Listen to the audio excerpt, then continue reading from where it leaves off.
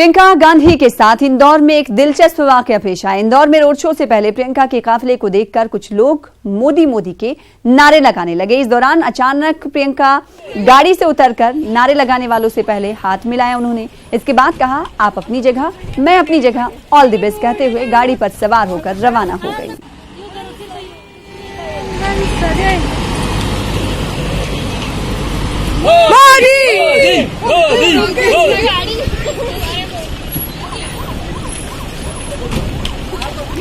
मेरी जगह। Very good, very good. All the best. All the best आपको भी। नई दिल्ली से इलाहाबाद तक जाने वाली दुरंतो एक्सप्रेस को बंद करने का फैसला लिया गया है। अब दुरंतो एक्सप्रेस की जगह हमसफर एक्सप्रेस हफ्ते में 4 दिन चलाई जाएगी। दुरंतो एक्सप्रेस को 13 सितंबर से बंद कर दिया जाएगा।